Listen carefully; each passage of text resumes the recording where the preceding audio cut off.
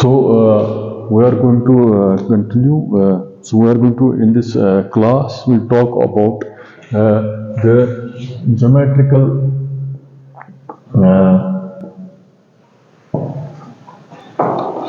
interpretation of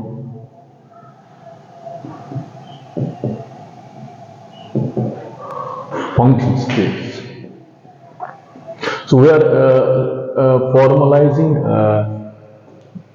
mathematical ways of mathematical formalizing quantum mechanics via some mathematical formalism. So in this sense, we can not only have an algebraic intuition, but we can also have a geometrical intuition or analytical intuition, or to just see how things operate in that function space, which is we normally talk of psi space. If psi is just operating in some space, a space, a measurable space physically. So if, for example, if we assume that subscripts run from 1 to 3, means 3 coordinates, and like sigma k and this psi k and sigma k are real numbers, and these lie in psi k and sigma k. They lie in a three-dimensional space with components psi 1, psi 2, psi 3, and sigma 1, sigma 2, sigma 3. So here the thing is that if the space is Euclidean, and we can have Pythagorean reasoning such that if it's Euclidean space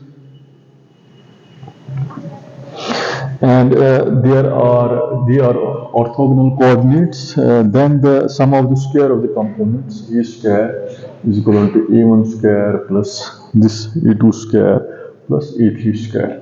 So if it's they are not orthogonal components, if they are, if you say it's in terms of a inner product or a scalar product, A of A, the other components, or A of not necessarily A, but A and B, it will be A1 B1 plus A2 B2, so on and so A3 B3.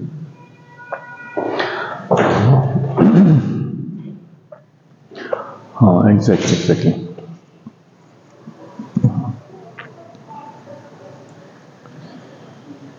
So mathematical expression which is used to determine this the relation of orthogonalities, that the orthogonality we can define as two non-zero vectors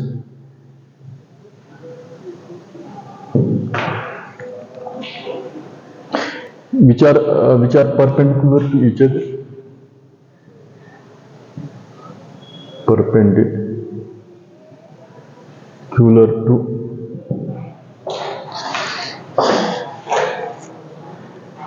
each other if and only if their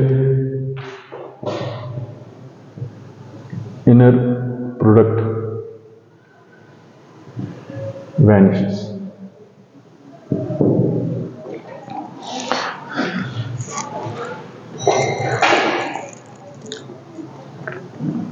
So they can this orthogonal product can be conceived as if, for example, set of unit vectors u1, u2, u3.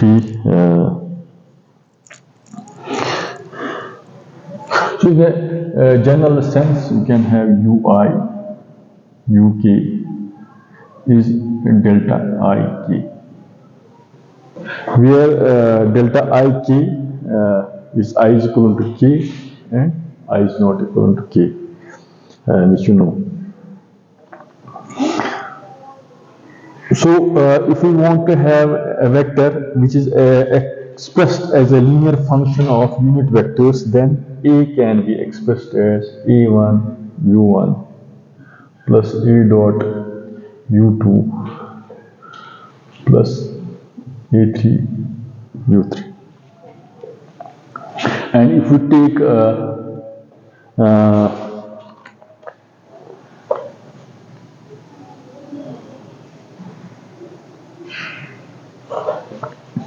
so U1 will have, for example, 1 0 0, U2 may be 1 0 1 0, U3, the components of U1 1, U2 2, and U3 3 may be defined like this.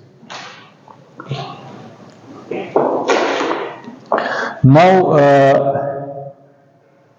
vector can be expressed like this, and if you want to take the inner product of one of the components of the vectors on both sides, such that A of U1 is written as A1. So, inner product of one of the components with A, we can write it as A1. Inner products of one of the vectors of A with U2 is A2, and inner products of one of the vectors of A with U3 is written as A3.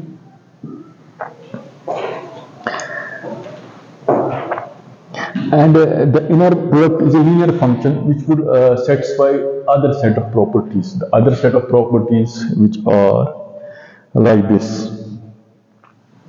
A of, if we have a scalar which is part of the another vector, so we can get the scalar out and write it like this. So in the same way, if we have a addition, scalar addition, we can say this inner product can be defined as A of B plus A of C, where K represents any real number, and A, B, C are any of the real vectors. Now this is the part how we defined vectors and their components and the condition of orthogonality and the components of vectors, how we can write them in this way. Now we are coming to the important thing, the transformations, because ultimately we are relating these general transformations in the how a wave function psi is going to transform in a given space. So the mathematical way of first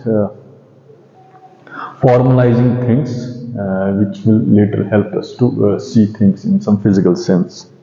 So what are the properties? So the important properties are that of how these vectors or the component of these vectors, they are going to transform in the space, and which sub-properties remain invariant when transformed from space to another space. Or a quantity is going to, if this, even though space may remain same, which components will remain invariant? Or if the components will change, what aspects of the space remain invariant? Or what are the symmetry transformations or inverse transformations for which we can relate one component in a given space to another component in the transformed space. So how we are going to write or how we are going to just see this thing. So what we are going to see is that, for example, when we wish to introduce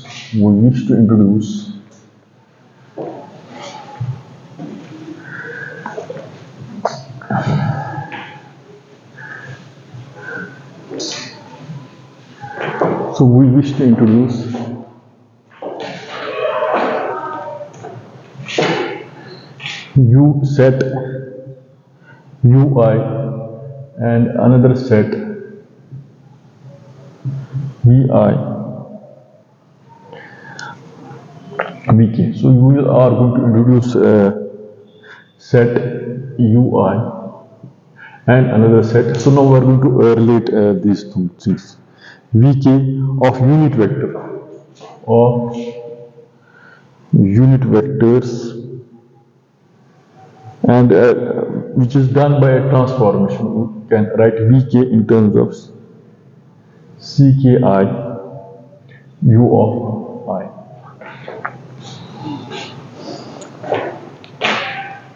So the subscript here runs from, if we take initially from space dimensions, 3 space dimensions. Later we can generalize to it to n dimensions. So if we do it for 3 space dimensions, so in order to make Vk orthogonal, the coefficients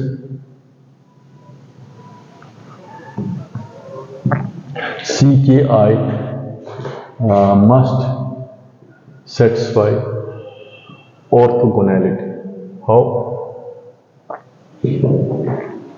So orthogonality may be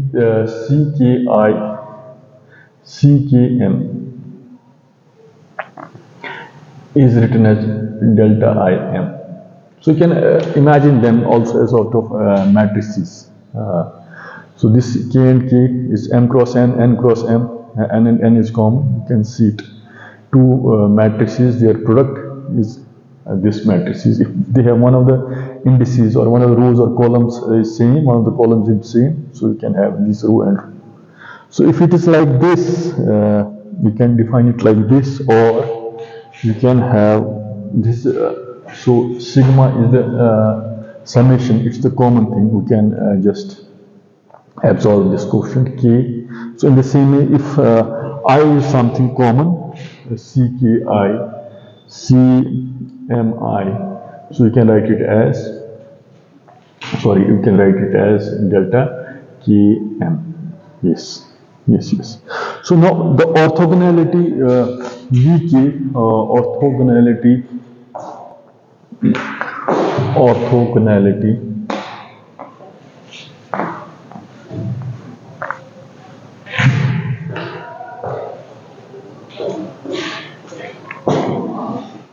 the orthogonality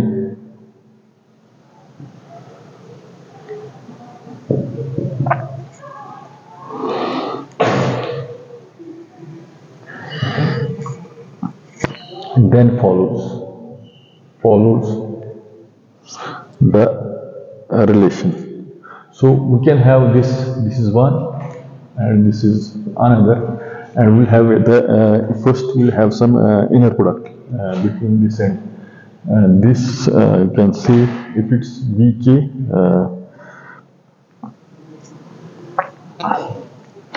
this and this, one and this, you can take it separately. So if it's Vk is one and Vm is another, so inner product of Cky ui 1, or the other can be written as C of Mn u of m.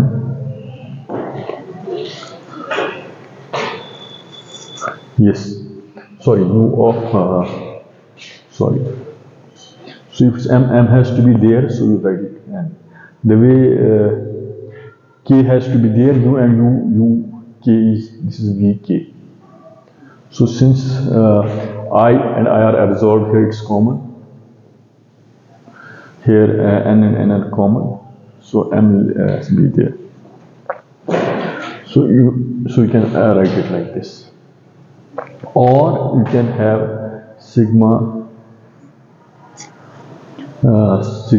So I is common,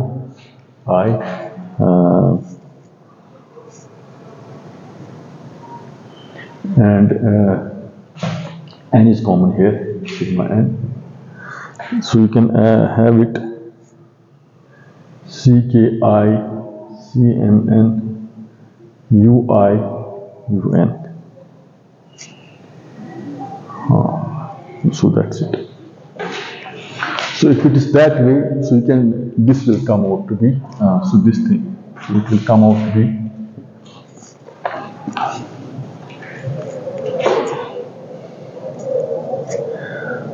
I N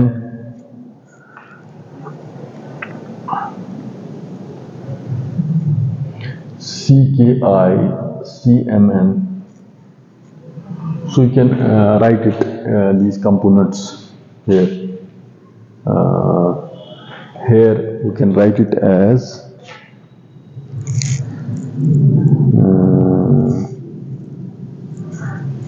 and as you can write it as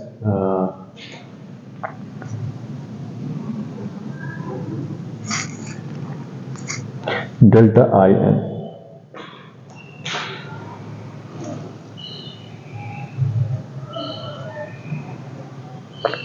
So if it is delta IN, UI, UN, if its I is N, so again you are going to have you are going to further reduce. You have N and N common, then it will be C of MI, again I and I are common, this will be C of M, it will be delta of MK, delta of MK. First, this will be common here, so N will cancel, it will be delta of Mi, delta of Mi multiplied by C of Ki, I and I are common, so delta of K, Mk, so you will be having this thing. So you cannot only, so the way we talked of transformations, we can have also reverse or inverse transformations. So you can relate quantities. So if we have, so you have V related to C, this via some transformation. Now you can have UI on the left hand side and Vk on the right hand side by some inverse transformation. So the inverse transformation can be written as, if you want to write it here, we'll write it here. So it will come out to be, the inverse transformation will be, so here, so U here, so UI is CK I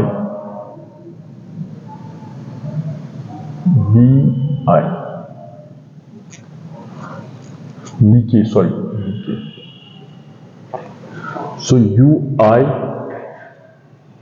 UI is here, but you see this CK here is normal transformation. Here it goes in terms of inverse transformation. It's I or it's sigma K of I.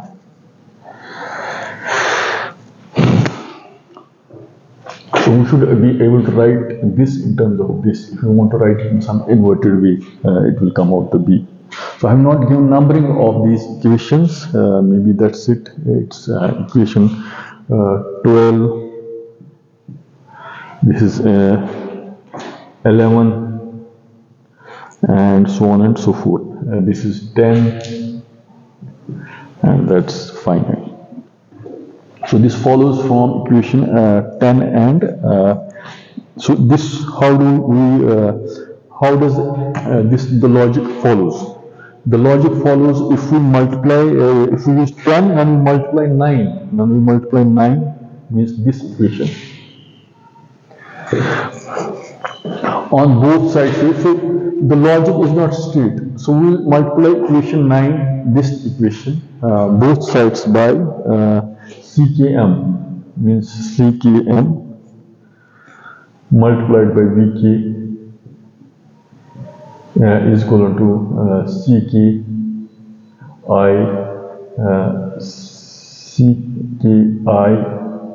CKM UI, and sum up to A, sum up to K.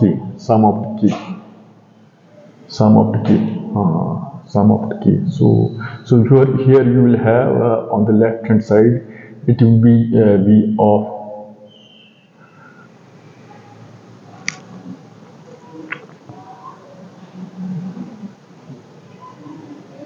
sum up to k,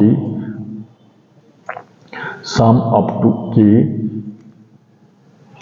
and finally replace subscript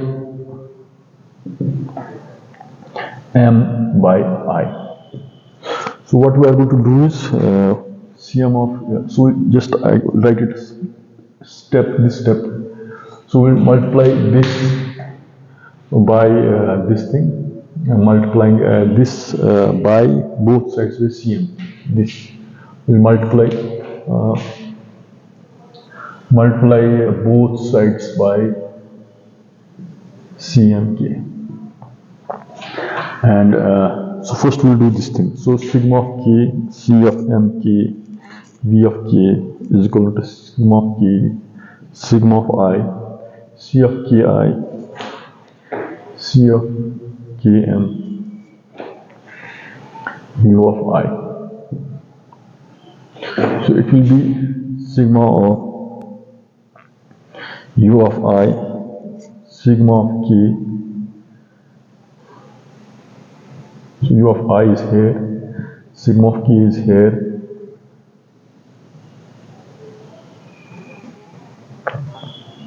so Cky, Ckm. So it will be, if k is common, kk is common, so it will be delta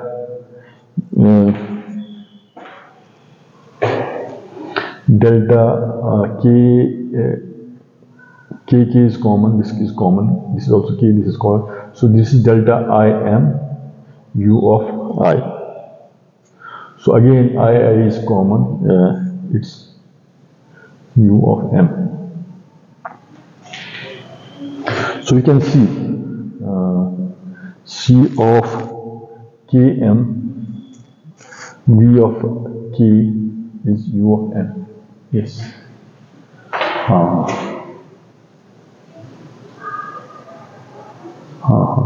Now again, if we replace m by I, then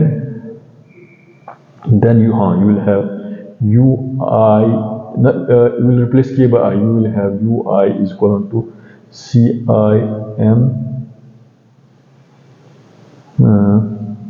Vi.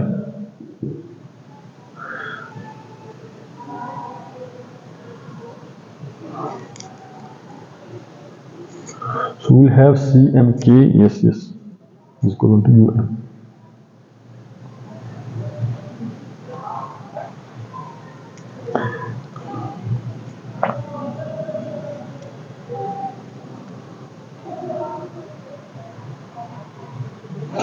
We have at the end arrived at Ckm is equal to this.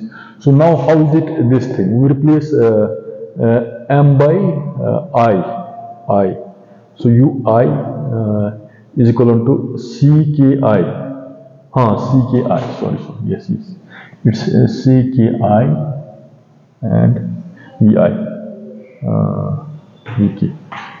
Vk.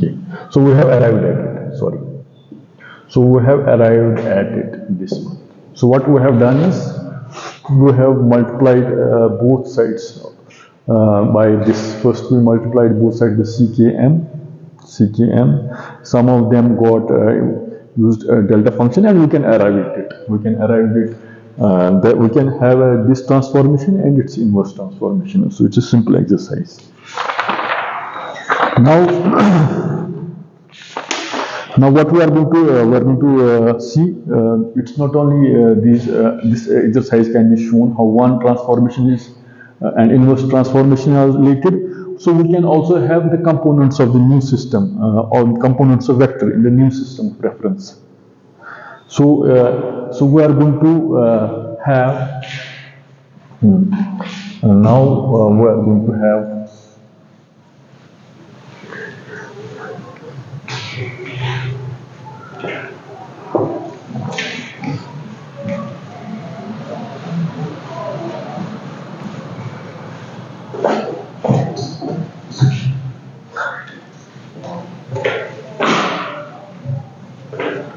So we are going to have components of the so for example, A of k prime is equal to A of B of k. So this is the component vector and component inner product of a vector and a component of this vector. So this you can write it as AI. The another this Vk you can write it as Cky Ui, or you can write it as, so you can have this is scalar. Previously we saw scalar can be taken outside Cki Ai Ui, or again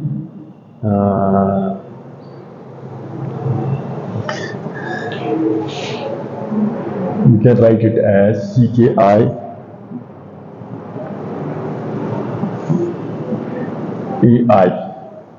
or you can write it as C of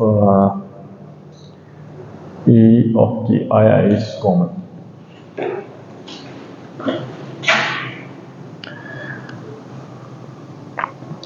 Now again, if again what we are going to show that the same should also, if it's true for this, it should be also true for the inverse transformation. For example, AI prime should be equivalent to k Cki. So if it's Cki, it's AK prime. So if it's AK prime. So here, so AK prime is related to AK by some transformations. So in the same way, AI is related with AK prime by some transformation. That this is the transformation. So here indices is K and yes, yes. How components can be related? AI is related to AK prime, or AK prime is related to this AK prime. So that's it. Because you see, yes, yes. Because you can just K can be just ignored, and the proof is analogous to the previous proof. So now both length and inner products or invariants of orthogonal transformations or invariants of orthogonal transformation, and the relations should hold. A of A is A1 square plus A2 square plus A3 square. So, and in the other space which are going to have components A1 prime square plus A2 prime square plus A3 prime square. So the way we have related components of one transformation, first we related the vectors of one space in the other by some transformation. So in here we related the components of one space with those components in the another space. So the inner product of one, these components can be this, and the inner components in that dual space in which the transformation has taken place will be like this. And so if it's A1, these are same, all the components, but if you have, if it's inner product between two spaces, same spaces A and A, but it can be A and B. Then the product will be A1 B1 plus A2 B2 plus A3 B3. So accordingly, it will be A1 prime B1 prime plus A2 prime B2 prime plus A3 prime B3 prime. And so again, if you want to further write it in terms of AI and AK, this will include this transformation also, by which you can relate this and this. Then you have to include all of these transformations. For example, the inner product of A and B is sigma AI BI should be I K M should be, for example, all these things, components along I, K, and since we are restricted to 3 dimensions, so we can have CKI, AKM. So we are interested in A and B only. A and B have these two indices or two subscript. So this is this. So again we can have CKI, CMI, so B of M. So here prime, prime.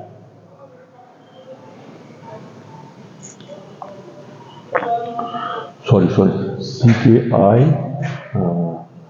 CKI, ठीक है.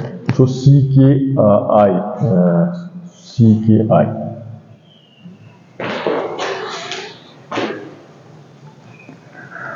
Sorry, it's AK. So KK will be common, become AI back. In the same way, M and M will common, so you get BI back. BI back. So you can put this and this. We can make a common thing out of it. Then C of K, sigma of M is sigma of CKI, CMI is AK prime, BK prime, BM prime. So it will be equivalent to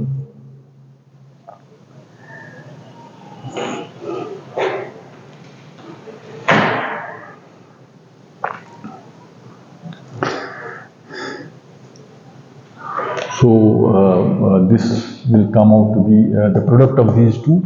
Since I and I are common, so you can write it as a part of delta product, delta K of M, AK prime, BK prime. Or you can write it as sigma of K, AK prime, BK prime. So all these, so we have talked in terms of, we have done this simple exercise for same vectors, in the product of same vectors or different vectors, which can be written as this, and their component transformation, which included by transforming this via this and transforming BM via this, we'll have this form, and at the end we have this form. So by which we can see components in this space and components in the alternate space. So you can again here, these are K and K same, you can change K with I. So how can so it means it's a sort of similarity transformation, how the components in one space transform in some alternate space, and the components may be, the inner product may be of same vectors or different vectors A and B. So in principle we have done it for 3 dimensions. We can extend the same exercise to n dimensions, which is normally in mathematics we call of infinite dimensional vector space, the inner product of. So we define, basically we use the word norm there. Yes. Yeah. And we use normally complex vectors there. So if we define this norm or inner product for these vector spaces, which is not restricted to 3 dimensions, but it can go for n dimensions. So it's normally called in literature Hilbert space. But the vectors here may not be simple vectors, real numbers, they may be complex vectors. So you are extending this exercise not for 3 dimensions, for infinite dimensions, which include those components of same or different vectors, and taking the inner product or norm, which is called norm, for that space, and the vectors are complex vectors, that's defined as Hilbert space. And before we are saying that, so for example, the complex vectors, which are made up of complex numbers, can be defined as psi of sigma is psi I sigma I star, and similarly for if psi and sigma are same. Psi of psi can be defined as psi I star psi I. So it's inner norm. So if psi and psi can be defined as psi star psi I, psi and psi. So inner product for same and different vectors is this. Inner product of same vectors is this psi and sigma I conjugate. Psi I conjugate psi I. So this is the way we define it in that sense. And further, one of the properties which is going to satisfy is that psi of sigma is going to, so we are going to flip it is, you can also write it as this conjugate.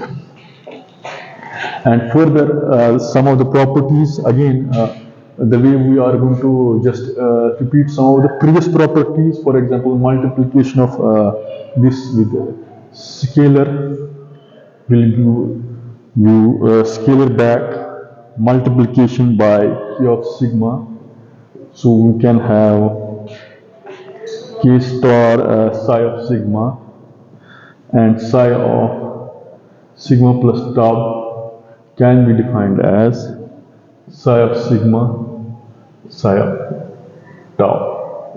So multiplication by scalar addition. So you have done, so you can have in our kitty, we are extending the properties to the inner product space. This complex vector spaces, the previous properties here also.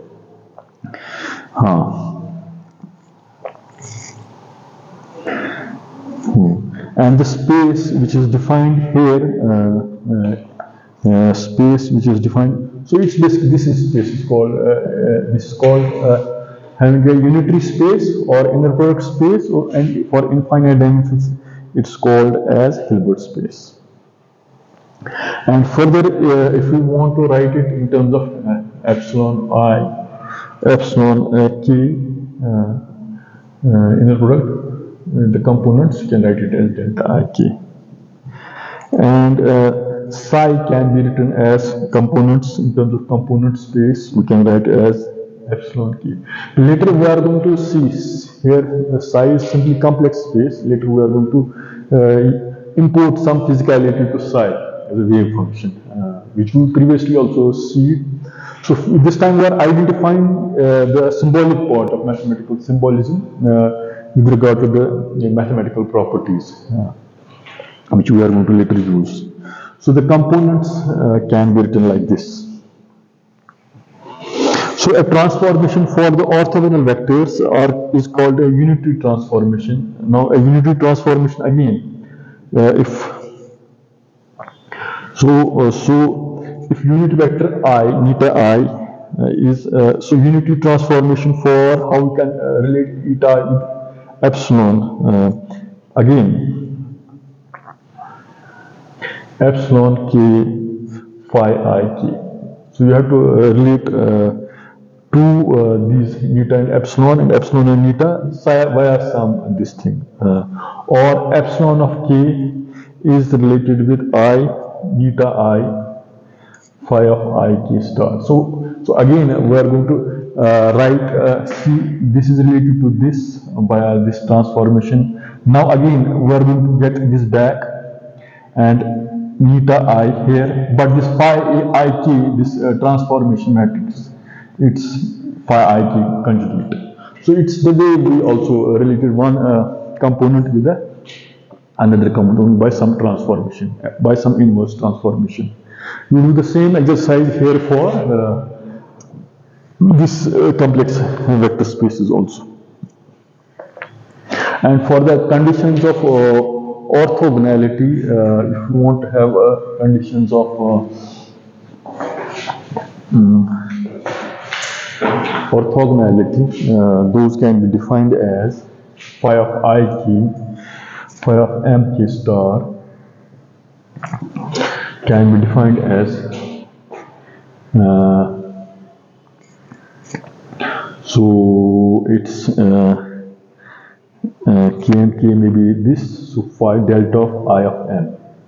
Yes, because k and k star. So in complex vector space, k is mapped to k star rather than k mapped. So in the real vector space, k and k, this was a repeated thing.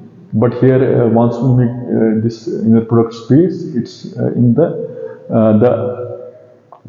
inner product space. It maps to some alternate k. K maps to k star. So that's why, so in the same way, k can be some repeated thing. You can write it like this. So in the same way, for phi I k, phi I n star, it's delta of k of n. So and n are common.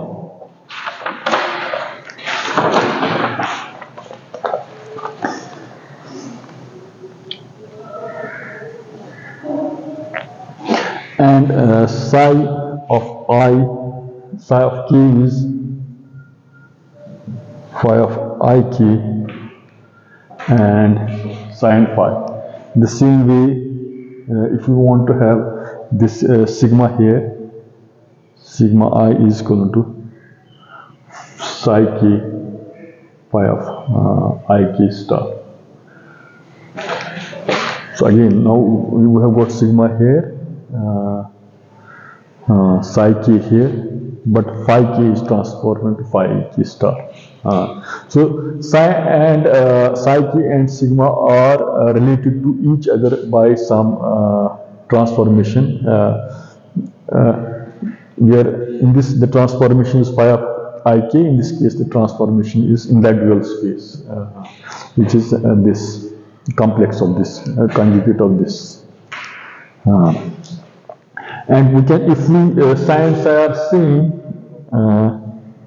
then you can have the inner product is defined as psi k star, or if you want to write them in terms of sigma, it will be sigma I star. So this is that much, it's okay. But if there is psi and another component is chi, then we have to keep one as psi and another as its conjugate. Psi k chi k star, and that's equivalent to, if now it's in terms of sigma and tau, it's sigma I. So it's here sigma and sigma is tau r star. So this is so now this thing has been there is another mathematician and physicist, F. Kleene. So he has characterized this sort of transformation as something called as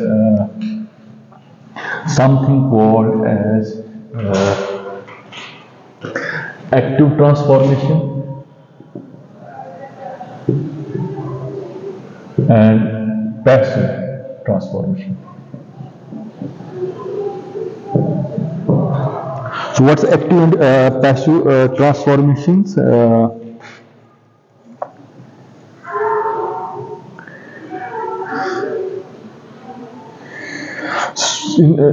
In passive transformations, psi and sigma may be the same vector.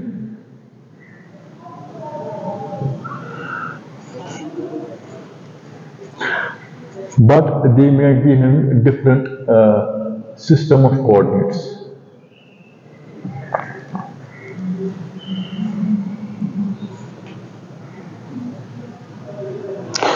So phi I k is the transformation of the coordinates.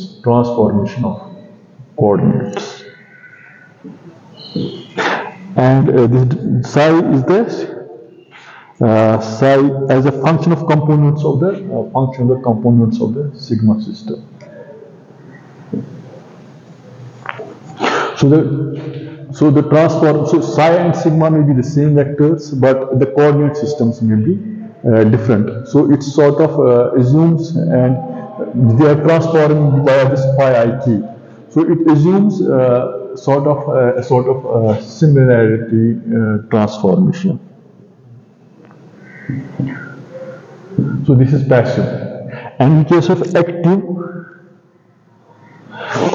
psi and sigma may be may be different vectors, but they are transforming in the same space. So in the first one, the space may be different, but the components may be the same. In the other one, the components are transforming, but the underlying space is same in which the transformation takes place. That's it.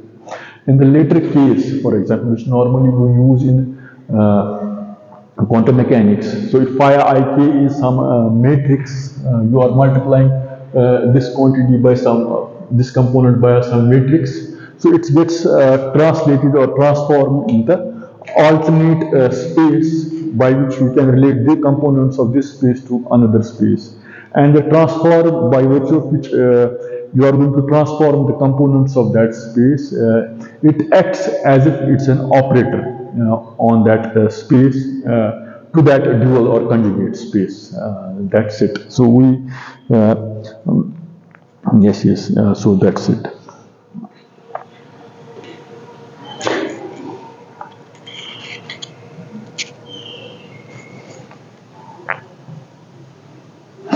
And further, you can also have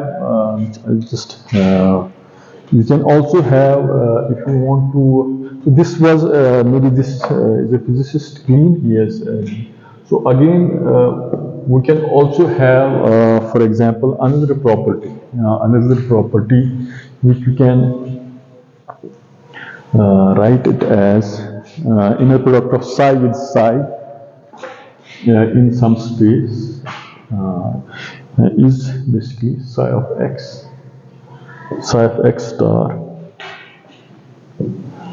in terms of inner product space. It's sigma y, it's sigma star y dy, so we can write it sigma.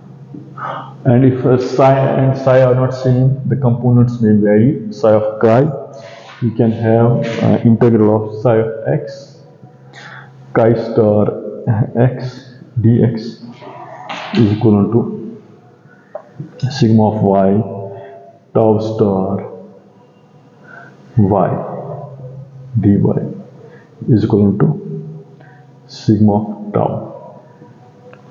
So it's how we can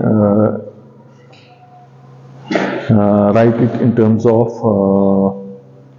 a certain function space in which the inner product of psi and psi and inner product of psi and chi, how we can write the function space via some integral for we can write it in this manner.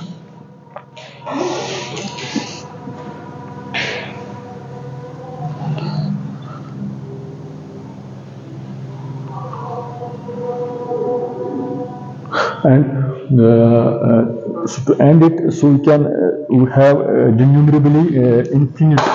It's not only that you can extend this argumentation for finite dimensions, but for infinitely infinite dimension of infinite dimensions, and the components can be accordingly extended that way. This whole exercise can be extended to that sense. So I will stop to discuss. Thanks for